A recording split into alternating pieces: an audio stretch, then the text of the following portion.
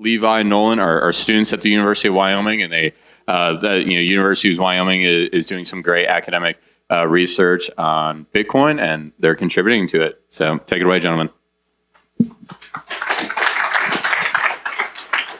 All right, thank you guys so much for welcoming us up here. So I'll just start by kind of introducing myself a little bit. My name's Levi Johnson. I'm a senior at the University of Wyoming in my undergrad, and I'm studying finance and professional sales. I'm Nolan Nachbar. I'm a senior in math and computer science, also at the University of Wyoming. Yeah, so the motivation kind of behind why we wrote this research paper, why we're doing this presentation today. So we are both investment analyst interns at the University of Wyoming Foundation. So we got to work for the CIO, Professor Philip Trike. So when we first started our internship in June, that's when Strategy first came out with Stride. So we called us into his office and he said, all right, do some research, kind of present it, let me know if it's cumulative, non-cumulative, like just the pure basics of what this was. So we continued on through our research and he said, all right, well, how about you write this up in a paper and we'll kind of see where it goes from there. Well, it turned into a 31-page research paper that we've submitted to a couple of finance conferences, and so we're hoping to get it to be a work in process paper and then potentially peer reviewed. So the area that our paper is looking to fill is right now there is a lack of academic literature on Bitcoin as collateral and even just Bitcoin in general. So that's the goal of our paper, is to be one of the first in the academic space. And if any of you would want to read the paper, we'll be available after and are definitely happy to share that with you guys. So, all right, so to begin with, we really broke down what the true basics of collateral are. So in our paper, we explore that, I mean, even today, people use wheels of mozzarella cheese as collateral. And so that really just shows that whatever is valuable to someone, whatever is be able to transfer back and forth between people can be used as collateral. So going from that, pure basis of what collateral is, we came up with 3 main points of what we believe to be considered good collateral. So those 3 would be marketable, transferable, and legally enforceable. And then below here we have a graph of Bitcoin compared to other collateralizable assets and how they measure up against each other and against Bitcoin due to those different attributes. So one of the most important things that makes Bitcoin good collateral is if it follows through the Uniform Commercial Code framework. So what the Uniform Commercial Code is basically the legal framework for any type of collateral deal. So there is a lot in the code, but what we did is we boiled it down to 3 basic steps that collateral has to go through in order for it to be considered good. That's attachment, perfection, and enforcement. Below in the lighter boxes is how each of those steps specifically apply to Bitcoin. So for attachment, the lender gets the right to the Bitcoin via a smart contract. It then goes to perfection, takes that a step forward, where the lender actually takes partial control of that Bitcoin through a multi-signature escrow wallet, like the gentleman up here were talking about before. And then finally, enforcement. So through that multi-signature escrow wallet and that smart contract, in the event of a default by the borrower, that collateral is then transferred over to the lender and the collateral process is complete. So obviously Bitcoin is a new asset and it needs a vehicle to pass through this kind of older system compared to Bitcoin. So that was the 2022 Article 12 amendment, which classified Bitcoin as a controllable electronic record. As of June 2025, 30 states have enacted that and 8 are currently pending. The next step in our paper, we did a descriptive statistic sort of section to show the reader how Bitcoin shapes up against these other collateralizable assets. So as you can see, we did an average, median, min, max, standard deviation, 10th percentile. And this would be of the monthly returns of Bitcoin since 2015. Yep, that's correct. And then here on the left, we kind of pulled out some of the more interesting, the kind of standout numbers from our data here. We then conducted a correlation metrics with Bitcoin and other collateralizable assets as well, where the correlation metrics, the top number represents the correlation coefficient, so how well each of the securities move together. And then below that would be the R-squared value, which is the actual strength in that co-movement together. So these, above that table, are some of the tickers that we use and kind of what they stand for. And then below, we pulled out Bitcoin compared to each of those. So we have the correlation and then the strength of that correlation. And then one of our large points of talking about is Bitcoin good collateral is its liquidity. So obviously, Bitcoin trades 24 hours, 7 days a week. You can not only go to the market and see the price, but you can also transact at that price, which is a very important part in what makes it so liquid. There is also an average transaction settle time of about 10 minutes, which is far faster than any bond or equity transaction that can happen in the market. And then below here, we have the daily trading volume of Bitcoin, the S&P, and then gold and high-yield corporate bonds. As you can see, the S&P and Bitcoin far surpass any of the gold or high-yield corporate bonds. And one important thing to mention here as well is the gold and the high-yield bonds.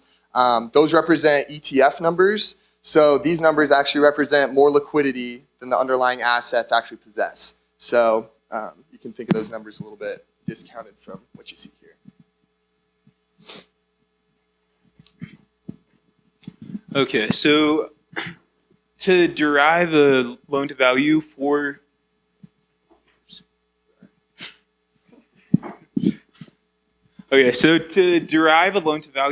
Bitcoin as collateral, we used a parametric value at risk method, which takes into account the risk-free rate, the standard deviation of Bitcoin's returns, a desired confidence level, or the z-score of it. So we used 99% confidence level there, and then a 10-day liquidation window. And so doing that, we got a loan to value of 73%, which means like for every $100 of Bitcoin you want to take a loan against, you would be able to access a $73 loan. And then, so here's that compared to, or year by year compared to other collateralizable assets. These are ETF proxies. So there's LQD, the S&P, LQD, which is investment grade bonds, VNQ, which is a real estate ETF, HYG, which are high yield bonds, and then gold. So, and then to use that model, we had to normalize Bitcoin's returns by taking the log of them. And so doing that, we get this. You can see it's relatively normal, but there are deviations from normality. So those deviations are measured through skewness and kurtosis. So skewness measures asymmetry, and kurtosis is the tail fatness. So and then there's that for Bitcoin, and then all the other assets there too. So and then to take that into account into our model, we use the Cornish-Fisher expansion, which adjusts that z-score. And so doing that, so accounting for skewness and kurtosis, we get a LTV of 58%, which is about 15% lower just because of the volatility of Bitcoin. And then here's that that model we applied to those other assets. So and then even though we got 58%, which is lower than the comparable assets, it's still higher than what the market is currently charging, which is around 50%. You can see that on the graph. So our models are the brown, and what is currently offered is gold. And then Coinbase has a variable LTV of 10% through 75%, or that's customizable.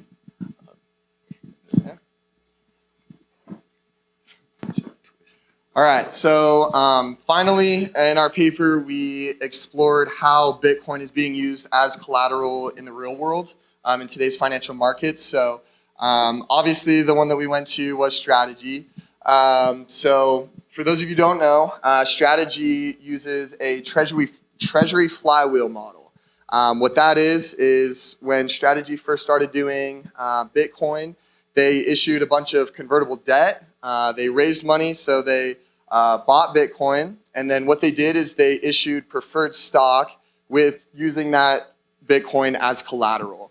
And then with the issuing of the preferred stock, raise money, buy more Bitcoin, the cycle continues, which expands their balance sheet and makes them the largest Bitcoin treasury company today. With these different preferred stocks, they have collateral buffers from 5.8 to 7.7%, so they're very highly over-collateralized, or times over-collateralized, excuse me. In each of those preferred stocks, their yields range from 8 to 12%. So all of that is to say that MicroStrategy is issuing these preferred stocks that are very highly over-collateralized, very safe, and very high yielding, which is a direct competition to U.S. Treasuries or, fill in the blank with any security used today. And then strategy has various different products that they put out into the market aimed at targeting different types of investors. The newest one being Stretch, their short duration security to rival money markets and cash equivalents. All right, in terms of just general institutional adoption, we saw at the beginning of the summer, Fannie Mae and Freddie Mac got pushed a little bit to start thinking about evaluating digital assets in their mortgage frameworks. We saw the IPO of Figma, where they came out claiming that they had almost $70 million worth of a Bitcoin ETF. And then again with like the Unchained and Strike lending arms that we had talked about before. So in conclusion, the three standards that we had come up with that what should be considered good collateral is liquidity, its legal framework, and then its risk-adjusted loan-to-value ratio. We see this in practice in today's financial markets with the corporate adoption of strategy, really taking the lead on pushing the boundaries of what can be used when Bitcoin is used as collateral. And then obviously the conclusion of our paper was Bitcoin is not only good collateral, but it's superior and pristine to any collateral that is found today in the markets. Thank you. And if we still have time, we are definitely open to questions. Yeah?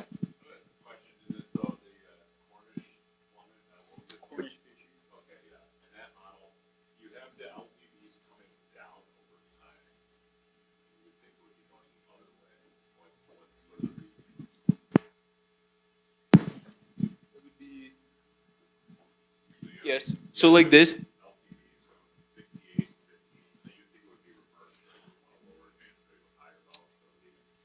Yeah. So a big thing with our model is it doesn't necessarily differentiate between positive volatility and negative. So Bitcoin has obviously appreciated since 2015. And so through that appreciation, it does incorporate volatility. And we would have probably hoped to find a way to model it so that it only incorporates like downward volatility, because obviously as somebody giving out a loan, if the value of the collateral appreciates, that's good, not bad.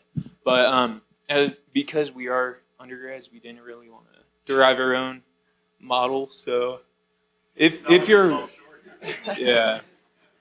Just trying to save ourselves from the PhDs with the BDIs and stuff. I'm just kidding. But one important thing to note here as well is when we applied the Cornish-Fisher to the other collateralizable assets, those loan to values also decreased from the regular parametric VaR equation. So it did go down, which we do acknowledge that in our paper, but the big key takeaway that we wanted to pull out of that was our calculations suggest that you should be able to have a loan to value of 58%, whereas in the market with Strike, Unchained, the other one too, they were looking at 50%. So the market is more conservative than even our calculations. So, yeah. Anyone else? I guess with this whole thing, with the strategy and all these other players getting in, I think a lot of Bitcoiners, they just fear the risk of a spiral, right? I guess, how did you all approach just like a black swan event type of risk with adding Bitcoin to all these collateral packages, potentially people going too far and then it creating sell pressure that just makes us go down even more than what it had in a normal cycle meeting? Yeah, absolutely. That's actually a really good question. We did not address that necessarily in our paper, but I would say the comments on that would be you really have to be careful which company you get your loan from, because at the time of our research, like Coinbase, they have their lending arm, but you can't add margin to your loan. They have this sort of thing where like you can opt into it. If you don't opt into it, then as soon as you hit that like 86% loan to value, which is like their risk level, they just immediately take all your collateral. But if you opt into this thing, then as Bitcoin drops, they slowly take the collateral, but you're still not able to add margin to that. So, I mean, that's great benefit for Coinbase, but you really see the lenders struggle in that point in the case of a downward spiral where their collateral is excessively decreasing. But and as far as I know, like Unchained and Strike, you can add margin to those loans as well. So if that answers your question, I guess. Okay, great. Anyone else? Yeah. Have you guys founded the Bitcoin Club at the university yet? We do have a Bitcoin club, but blockchain club. Yeah. So at the University of Wyoming, I know. Yeah. So at the University of Wyoming, we actually have a blockchain miner, which we are one of the first universities in the nation, I believe, to get one of those going. I'm personally not in that miner, but it's taught by Professor Steve Lupien, and he's very bullish on Bitcoin. He spoke at the Blockchain Stampede. I don't know if any of you guys were there, but did you have something to say on that? Oh, yeah. So, no. Yeah. Yeah, coming soon, yep. Well, okay, so there is a blockchain club, but I'm not even sure exactly what they focus on. But yeah. I wouldn't be surprised if they also talk about other digital assets too. But yeah. Anyway, yeah. Sort of related to the first question, but is it right that like volatility is coming down?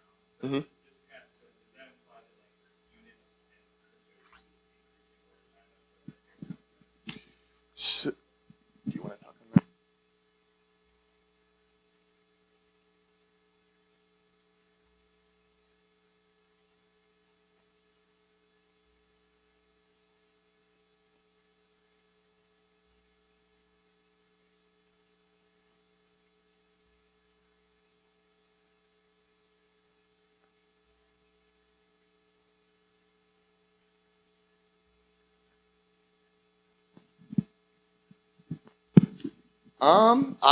I think that could be true.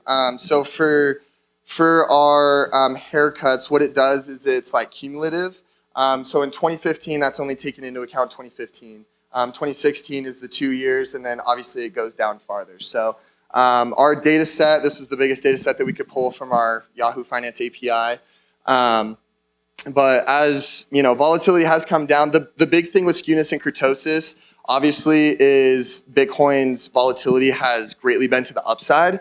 And that's where Nolan was talking about. We didn't want to create a new equation to only account for, or account more for the upside volatility than the downside volatility. So, by the time we get to 2025, it's still taking into account those years where Bitcoin dropped by 40% in 1 month. So, does that answer your question?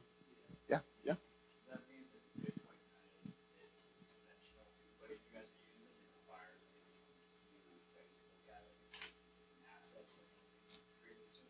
That would be a correct assumption. Would you agree with that? Yeah, I agree.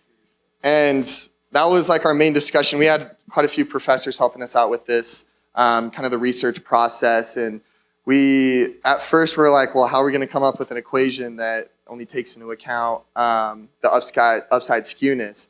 And then that's where they warned us about all the scary PhD people that'll rip us apart. So we did find a paper that determines loan to value, not necessarily for Bitcoin, but we applied it to Bitcoin the best we could. So, absolutely.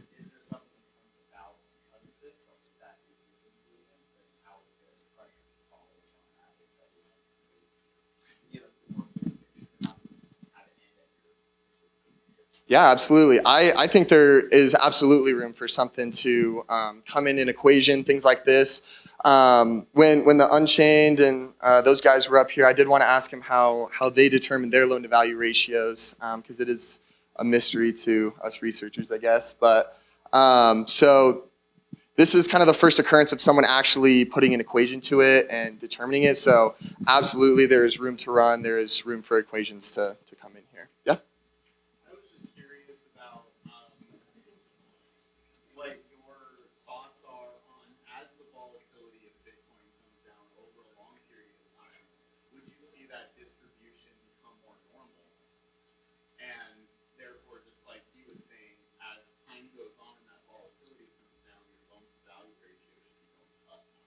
Mm-hmm. And would that be the case if you accounted for that distribution becoming more normal over time? I would actually counter that a little bit. So the volatility that we saw, it was very crazy. But I mean, as us Bitcoiners believe, in the future we're going to be looking at like a $500,000 for one Bitcoin. So I think, hopefully, right? Knock on wood. But I think the volatility is still going to be there, just to the upside. But I believe where we'll start to see the haircuts coming down is through more adoption in the market. So right now there's only a few companies out there that are handling Bitcoin-backed loans. And so they have to be very conservative with what they do. But as the market and as the general customer starts becoming, they start understanding what we all understand, is that Bitcoin, is the greatest currency, and that's kind of where currency is heading. So I believe that as the market adopts it a little bit more, that's where we'll start to see the decrease in haircuts, not necessarily in the volatility. Well, if I could just counter your counter. Absolutely. Even if the price appreciates significantly, Uh-huh. that doesn't actually speak specifically to the volatility, because if it's on this steady stair step up, Mm-hmm. that is still a low volatility situation. Like if you look at gold, Okay. gold is considered a low volatility asset, and as you can see, it has the highest of the loan to value ratio. Mm-hmm. Okay. So that's what I was saying is, because when it first came out, obviously you had these just massive swings, but as more adoption comes along, it's actually going to smooth that out, even if it continues on that upward trajectory. So that's what I meant by over time, as the volatility comes down, that distribution becomes more normal. I see. Okay. I think I misunderstood your first question then. Yes, I believe that as it starts stair-stepping up, that loan to value will absolutely come down, and that the distribution will be more normal. And it depends too on how many, obviously, how much data you take into account. So in say 5 or 10 years, you go back 10 years and you see that it started stair-stepping up, then you'll definitely see the decrease in haircuts. Does that answer your question a little bit better? Okay. Yeah. One more question. Yep. My question would just be your conclusion was that obviously the study found that Bitcoin is good collateral, but you concluded that it's secure collateral. And I guess I'll just ask, based on the findings, why you would say it's secure, given its current state and the LTV model you have. Yeah, absolutely. That's a great question. Thank you. I would say a lot of it is attributed to its liquidity. The fact that you can go on really any exchange, you can see the market value of each Bitcoin, and you can actually transact at that specific price. Those markets are open all the time, and that transaction time is only 10 minutes, whereas, I don't know, let's compare real estate because they're pretty on opposite sides. Real estate, it's not very ascertainable, which is you can like price it in the market. You have to have someone come in, they have to value it, they have to go through all their inspections, all that good stuff. And real estate is used as collateral all the time. Where Bitcoin, like I said, you can get on your phone and check it out anytime. So I would say that would be the main reason why Bitcoin is superior collateral. And then obviously with the fact that it can, in dollar terms, it can go up and down in value, but in Bitcoin terms, it can never really be debased and lose value. So, yeah. Alrighty. Well, thank you guys.